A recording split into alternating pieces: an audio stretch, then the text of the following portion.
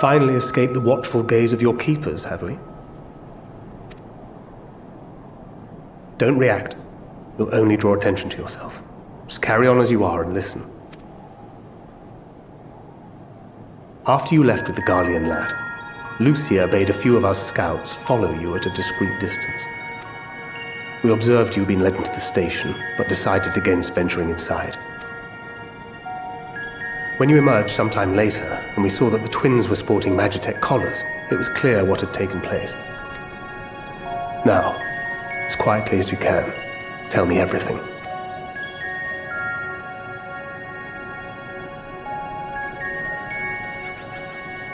The Legatus himself, eh? Now there's a surprise. This is also the first I've heard of a plan to join forces with the 10th and storm the Tower of Babel. An interesting development, and perhaps the opportunity we've been waiting for. Our comrades back at the camp also received some rather promising news, but it's still too early to get our hopes up. For now, keeping yourselves out of harm's way comes before all else.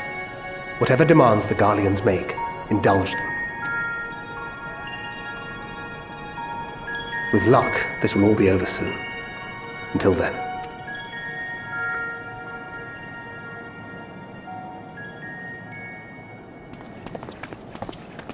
They had not gone far. We searched high and low, but no luck, I'm afraid. I might have guessed you'd be the only one to find anything. I wasn't expecting much to begin with. Eventually, there will be nothing left out here for us to safely salvage.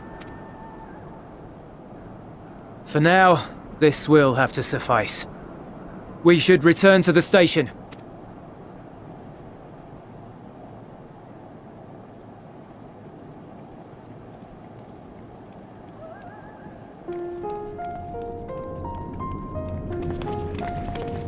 Ah, there you are.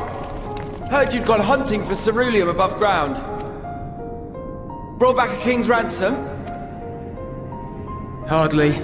But thanks to these three, we have enough to last a little while longer. Well, well. It's not at all what I was expecting, these ones. For savages, they seem positively docile.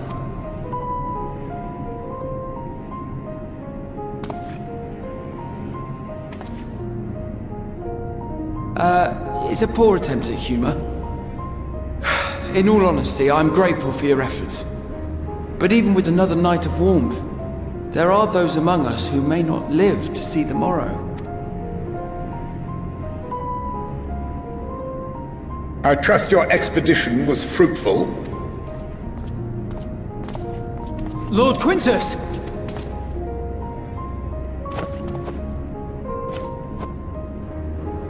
Use what you procured to refuel the armor. But, sir, what about the heaters for the camp?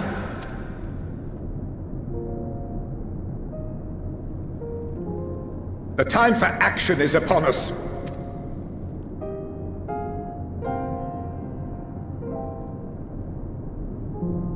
My men and I have matters to discuss. In the meantime, you are to wait here. Do not forget, you are being watched.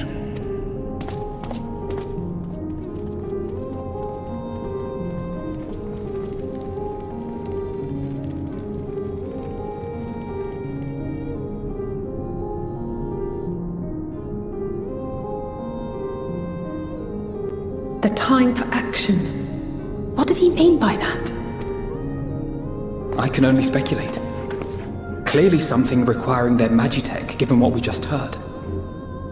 Whether they plan to utilize it now, or after they join with the 10th, is another question.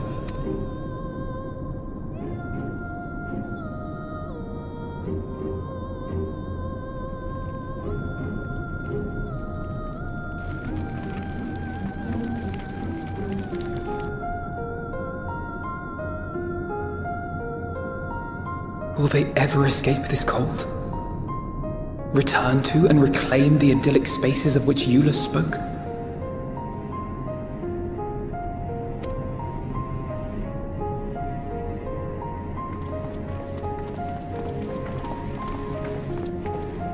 finished your war, Council?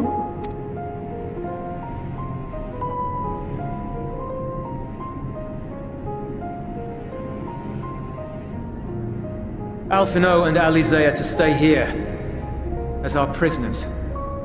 They will be released once your comrades have relinquished their supplies and withdrawn from Garlean soil. Until our terms are met, they will be detained at a separate location.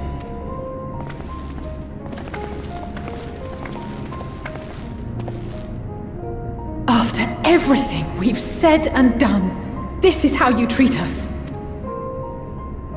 Our allies have but limited supplies. They may stave off cold and starvation for a short while, but what then?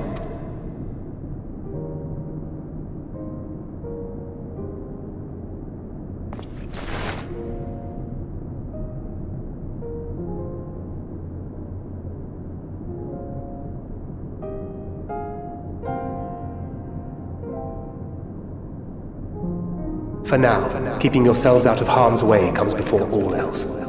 Whatever demands the Garleans make, indulge them.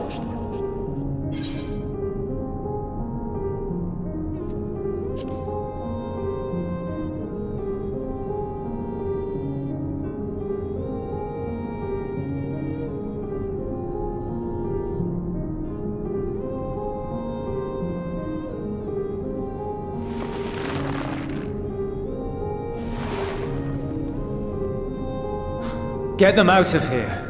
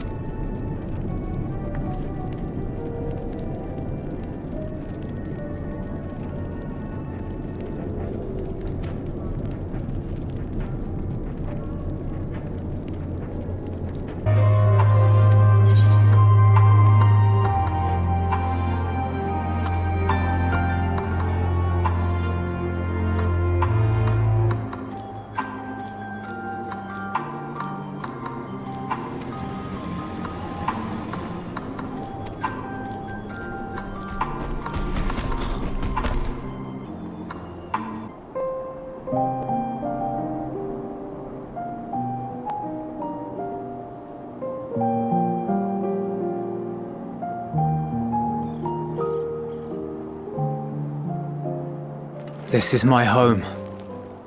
Our home. At least it was until that night. I was with Lord Quintus when the capital fell, and thus spared. My family, who did not own a radio, were less fortunate. When dawn came, I made my way here. My parents, my little brother and sister, they were still inside. But they weren't themselves, and they tried to. And I had to.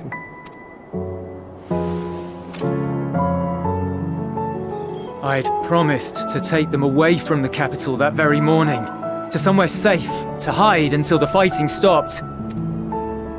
I promised.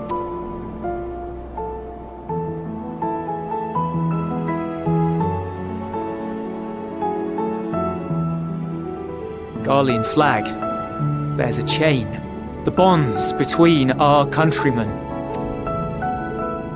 A red link at its center, the blood of the fallen. Our loved ones who lived and died for Garlemald.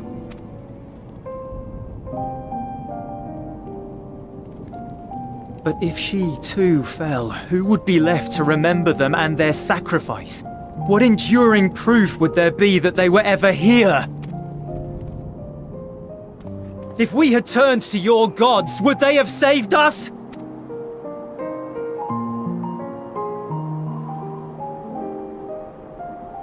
I'm sorry, forget I spoke. We should go.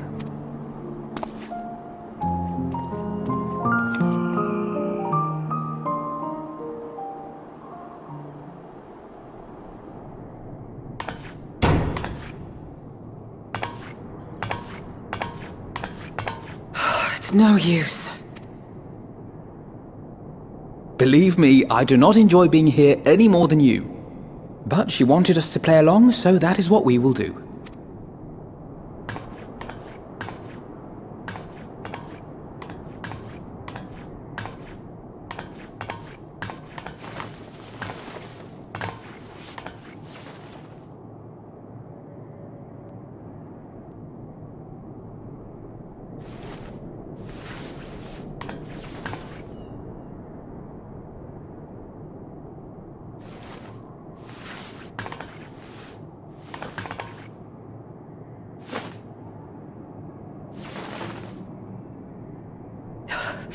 So cold.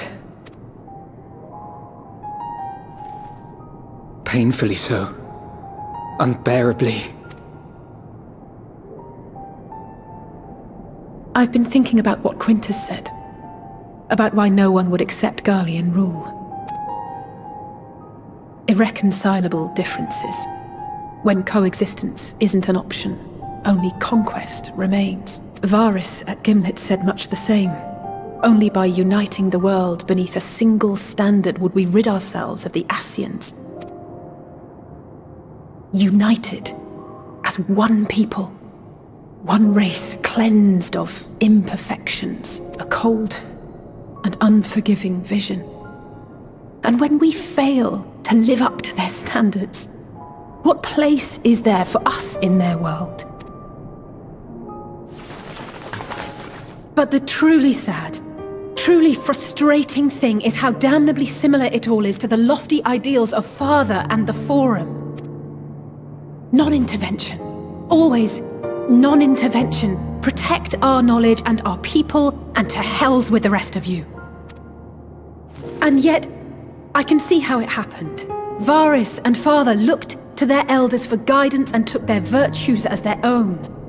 But for this world was of their making. In who else could they place their trust? All of us lost in a sea of chaos, searching desperately for purpose and meaning. But it shouldn't just be an extension of another's. It has to be ours. It has to be. We all have a stake in this world. No one should be silenced. I won't deny that we lack the experience of people such as Father or Quintus. Perhaps they've come to see the world as a series of problems, and the most efficient way of solving them, to reduce everything to fundamental forms.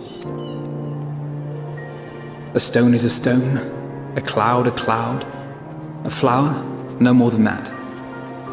Simple descriptions that strip the subject of distinguishing characteristics. A man is a man, divided according to race, creed, or allegiance, and to some, defined by such associations. Is that what you think? In my misbegotten youth. But what I believed wisdom was no more than aggressive ignorance. I've since learned to look beyond the banners and the politics, to see people as individuals with their own hopes and dreams. As for my dream of building a better world, well, every day I'm reminded that it is far more complex than I had ever imagined. but it only spurs me onward. To find the wisdom and the strength to see it through to the very end.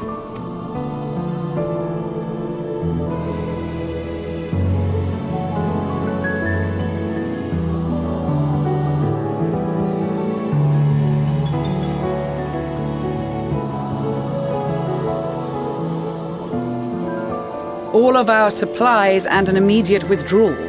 These are your conditions? Demands. And you forgot about the airship. Once again, you will leave one behind. It will be used to return the prisoners. Their collars will be removed prior to the exchange.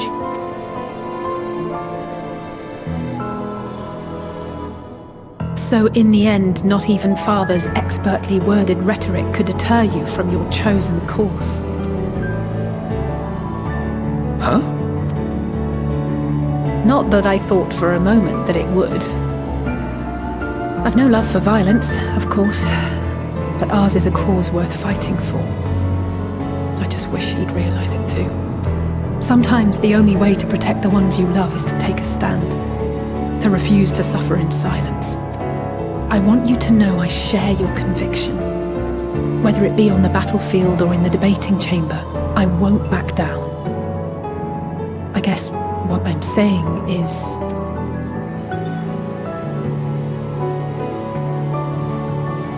You've found your own reason to fight. Yes. Yes, I have.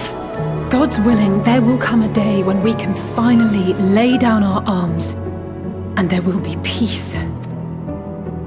But not until the Telophoroi have been defeated once and for all. And you, brother, will have a vital part to play. By your words and deeds, you'll lead the way. I pray I am up to the task. There'll always be naysayers. Those who think us fools for even trying.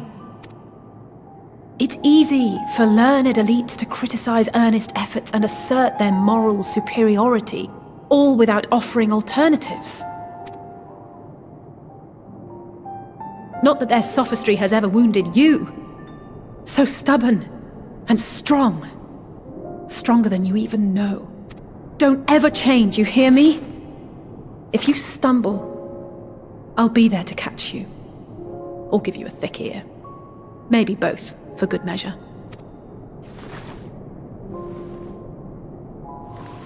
Thank you, Alize.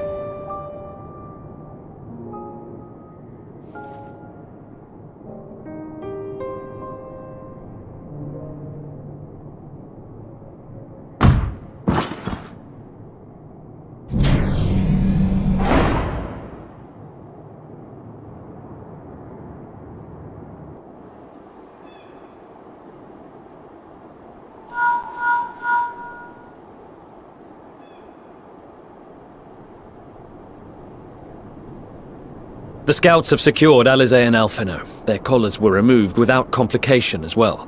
They report no casualties, not for their party nor the guards who will wake from their premature slumber in due course.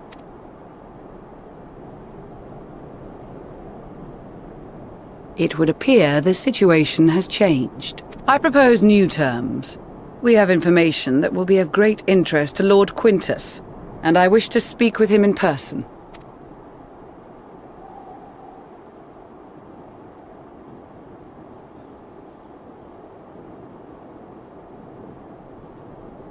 No. In the event you rejected our first proposal, we came prepared with a second.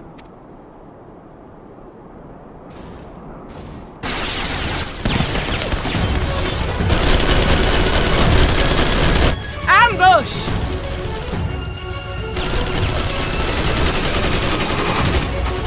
More are coming! Make ready!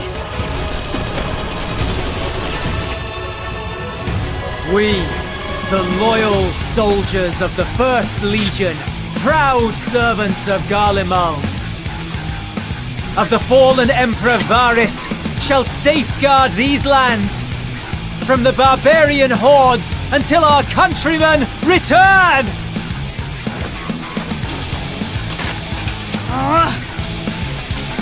Stop! Both of you!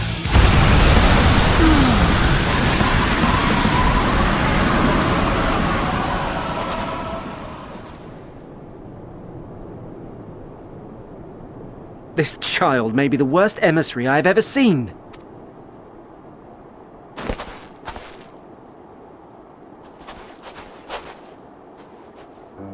We received an urgent communication from the Grand Company of Eorzea.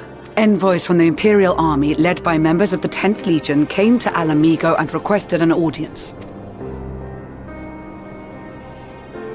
They explained that their efforts to coordinate the reclamation of the capital with the aid of the 4th, 5th, 8th and 12th had ended in failure. Communication between most legions has broken down entirely. Most of the 10th's conscripts have deserted, leaving their forces severely depleted.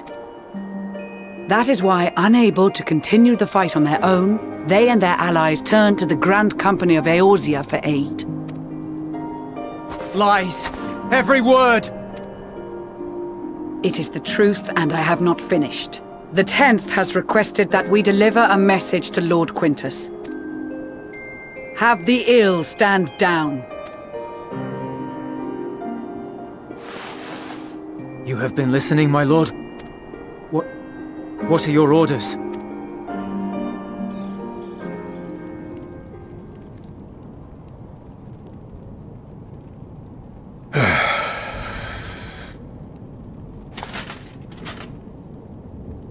Inform her that we will honor the 10th's decision.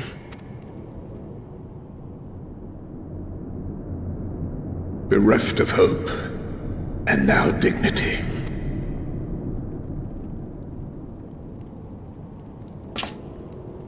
I release you from your duty. All of you.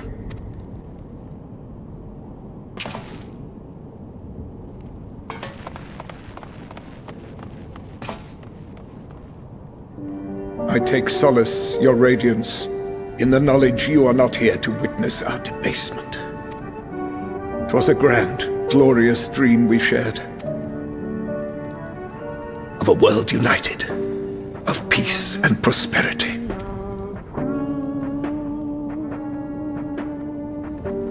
We are ghosts, you and I, memories of days gone by. Bonds forged in blood that I will not see tarnished.